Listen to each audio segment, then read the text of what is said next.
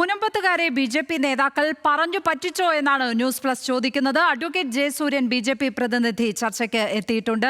സ്വാഗതം അഡ്വക്കേറ്റ് ജയസൂര്യൻ. വഖഫ് നിയമ ഭേദഗതി വരുന്നതോടുകൂടി മുനമ്പത്തുകാരുടെ എല്ലാ പ്രശ്നങ്ങളും പരിഹരിക്കപ്പെടും എന്നാണ് ആ സമരപ്പന്തലിലേക്ക് ആവർത്തിച്ച് പോയിക്കൊണ്ടിരുന്ന ബി.ജെ.പി. നേതാക്കന്മാർ പറഞ്ഞത്. ഇപ്പോൾ അങ്ങനെയല്ലല്ലോ കാര്യങ്ങൾ വന്നിരിക്കുന്നത്. ഇനിയും സുപ്രീം കോടതിയിൽ നിയമ പോരാട്ടം നടത്തണം എന്ന് കേന്ദ്രമന്ത്രി തന്നെ പറയുന്ന സാഹചര്യം ശരിക്കും അവരെ പറ്റിക്കുകയായിരുന്നില്ലേ?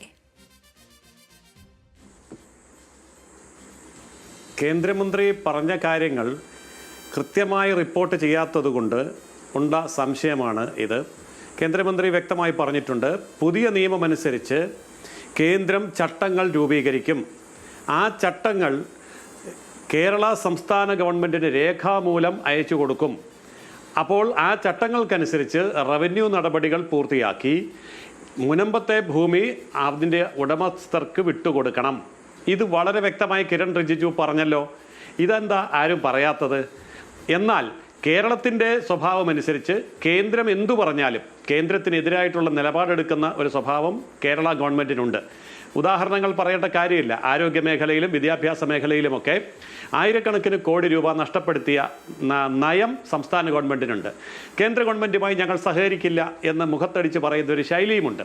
എന്ന് പറഞ്ഞതുപോലെ ഈ കാര്യത്തിൽ കേന്ദ്രമുണ്ടാക്കിയിരിക്കുന്ന പുതിയ നിയമങ്ങളനുസരിച്ച് കേന്ദ്രത്തിൻ്റെ ചട്ടങ്ങളനുസരിച്ച് പ്രവർത്തിക്കാൻ ഞങ്ങൾ തയ്യാറല്ല എന്ന നിലപാടിലേക്ക്, കേന്ദ്ര ഗവൺമെൻറ്റിനെ തള്ളുന്ന ഒരു നിലപാടിലേക്ക് കേരളം വരികയാണെങ്കിൽ മാത്രമേ ഈ പറയുന്ന നിയമ നടപടികളുമായിട്ട് പോകേണ്ട ഗതികേട് മുനമ്പം നിവാസികൾക്കുണ്ടാവുകയുള്ളൂ.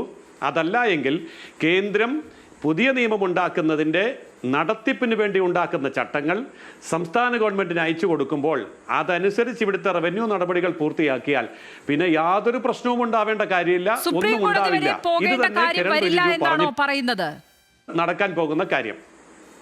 അഡ്വക്കേറ്റ് ജയസൂര്യൻ, സുപ്രീം കോടതി വരെ മുനമ്പത്തുകാർക്ക് പോകേണ്ട സാഹചര്യമില്ല എന്നാണോ? ഞാൻ കൃത്യമായിട്ട് മറുപടി പറയാം. അതായത് കേന്ദ്രം കൊടുക്കുന്ന ചട്ടങ്ങളനുസരിച്ച് കൃത്യമായ നിർദ്ദേശങ്ങൾ സംസ്ഥാന ഗവൺമെൻറ് ഇവിടെ നടപ്പാക്കി റവന്യൂ പ്രശ്നങ്ങൾ അതനുസരിച്ച് ചെയ്യുകയാണെങ്കിൽ ഒരു ഹൈക്കോടതിയിലും ഒരു സുപ്രീം കോടതിയിലും പോകേണ്ടി വരില്ല. ഇനി അതല്ല, കേന്ദ്ര നിയമം ഞങ്ങൾ കേരളത്തിൽ നടപ്പാക്കില്ല എന്നുള്ള പഴയ നിലപാടിൽ തന്നെയാണ് നിൽക്കുന്നതെങ്കിൽ മാത്രമേ കോടതിയിൽ പോകേണ്ടി വരികയുള്ളൂ. റിജിജു, നിയമ പരിഹാരമാണ് വേണ്ടത്, നിയമത്തിൽ പോകേണ്ടി വരും എന്ന് വളരെ കൃത്യമായി പറഞ്ഞിട്ടുണ്ടല്ലോ ഇവിടെ. അത് തന്നെയാണ് ഞാനും പറഞ്ഞത്. സംസ്ഥാന സർക്കാർ ഇത്തരത്തിൽ ചട്ടം നടപ്പാക്കിയാൽ ഇത് പരിഹരിക്കപ്പെടുമെന്ന് പറഞ്ഞില്ലല്ലോ അവിടെ. അദ്ദേഹം വ്യക്തമായി പറഞ്ഞല്ലോ, ഈ പുതിയ നിയമം വന്നു കഴിഞ്ഞു, ആ നിയമത്തിനനുസരിച്ചുള്ള ചട്ടങ്ങൾ കേന്ദ്ര ഗവൺമെന്റ് സംസ്ഥാന ഗവൺമെന്റിന് തരും എന്ന് പറഞ്ഞിട്ടുണ്ടല്ലോ. അതനുസരിച്ചാണല്ലോ ബാക്കി നടപടിക്രമങ്ങൾ മുന്നോട്ട് പോകേണ്ടത്. അതല്ലാതെ കേന്ദ്രം കേരളത്തിൽ വന്നിട്ട് കഴിയുമോ? അത് അങ്ങനെ ആയിരുന്നുവെങ്കിൽ അതിലല്ലേ സ്ട്രെസ് ചെയ്യേണ്ടിരുന്നത്? എന്തിനാണ് സുപ്രീം കോടതിയിൽ പോകുന്ന കാര്യം പറയുന്നത് ഇവിടെ? ഹലോ, അത് അങ്ങനെ തന്നെ, അങ്ങനെ മാത്രമായിരുന്നു. പറയാം, ഒരിക്കൽ കൂടി പറയാം. പറയൂ. ഞാൻ വ്യക്തവും കൃത്യവുമായി പറയാം, മറുപടി വേണമെങ്കിൽ. അതായത് കേന്ദ്രം പുതിയ നിയമമുണ്ടാക്കി, കേന്ദ്രം അതിൻ്റെ ചട്ടങ്ങൾ ഉണ്ടാക്കും. ആ ചട്ടങ്ങൾ ഉണ്ടാക്കി കേരള സംസ്ഥാന ഗവൺമെൻറ്റിന് രേഖാമൂലം അയച്ചു കൊടുക്കുമ്പോൾ കേരളത്തിൻ്റെ ഗവൺമെൻറ് ഇവിടുത്തെ റവന്യൂ ഡിപ്പാർട്ട്മെൻറ്റിൽ ആ കാര്യങ്ങൾ നടപ്പാക്കണം. ഇതാണ് കേന്ദ്രത്തിൻ്റെ നിലപാട്. എന്നാൽ കേന്ദ്രവിരുദ്ധ നിലപാടെടുക്കുന്ന ഒരു സംസ്ഥാന ഗവൺമെൻറ് കേന്ദ്രത്തിൻ്റെ നിർദ്ദേശങ്ങൾ അനുസരിച്ച് ഇവിടെ പ്രവർത്തിക്കാൻ തയ്യാറല്ല എങ്കിൽ അപ്പോഴാണ് നിയമ നടപടികളുമായി പോകേണ്ടി വരുന്നത്.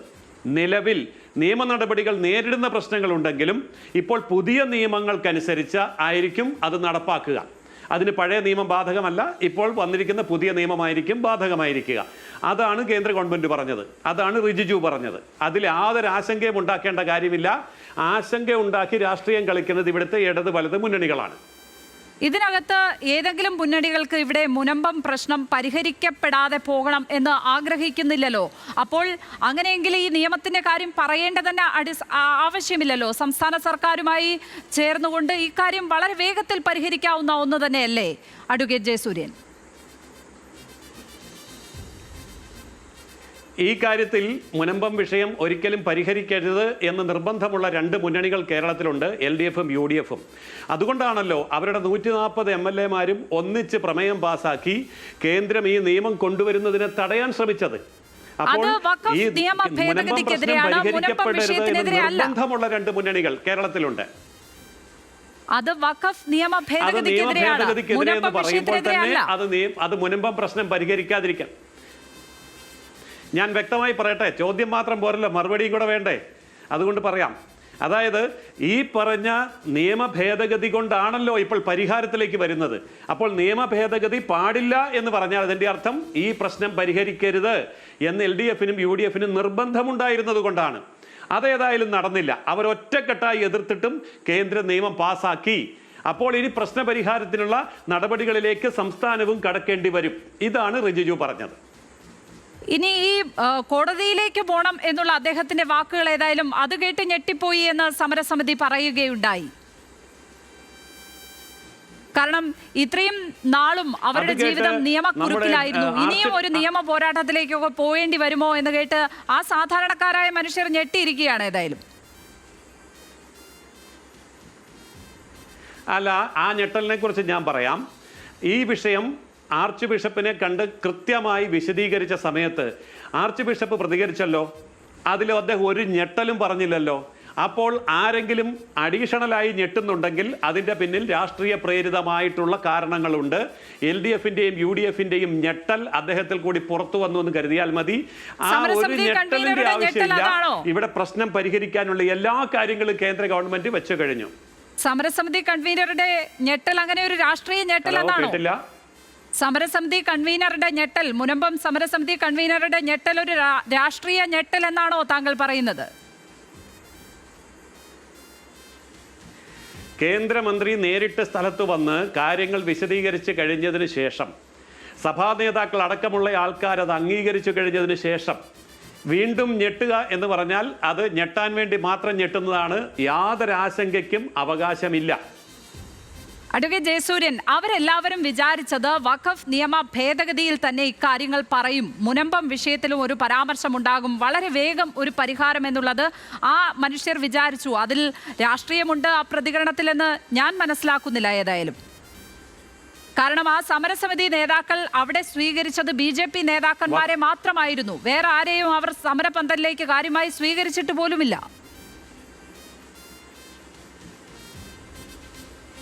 ആ കാര്യങ്ങൾ വളരെ ശരിയാണ്. അതുകൊണ്ടാണല്ലോ ഇപ്പോൾ ഇതിന് പരിഹാരം ഉണ്ടായിരിക്കുന്നത്. അതായത് വഖഫ് നിയമ ഭേദഗതി എന്ന് പറയുന്നത് ഇന്ത്യ മഹാരാജ്യത്തെ 28 സംസ്ഥാനങ്ങൾക്കും 8 കേന്ദ്രഭരണ പ്രദേശങ്ങൾക്കും ഇന്ത്യയിലെ 145 കോടി ജനങ്ങൾക്കും ബാധകമായ ഒരു വലിയ വിശാലമായ നിയമമാണ്. അത് മുനമ്പത്തെ ഒരേ ഒരു വിഷയത്തിന് വേണ്ടി മാത്രമുള്ള നിയമമല്ല. ഈ കാര്യങ്ങൾ കൃത്യമായി ബോധ്യപ്പെടുത്തിയിട്ടുണ്ട്. അതുകൊണ്ട് ഒരു അഖിലേന്ത്യാ നിയമം അതിൻ്റെ ഭാഗമായിട്ട് വരുന്ന മുനമ്പത്തും ബാധകമാണ്, ബാധകമാക്കുക തന്നെ ചെയ്യും. അതിന് കേരള ഗവൺമെൻറ് സഹകരിക്കണം. കേരള ഗവൺമെൻറ്റിൻ്റെ പാർട്ട് കേരള ഗവൺമെൻറ് ചെയ്യണം എന്നാണ് റിജിജു പറഞ്ഞത്.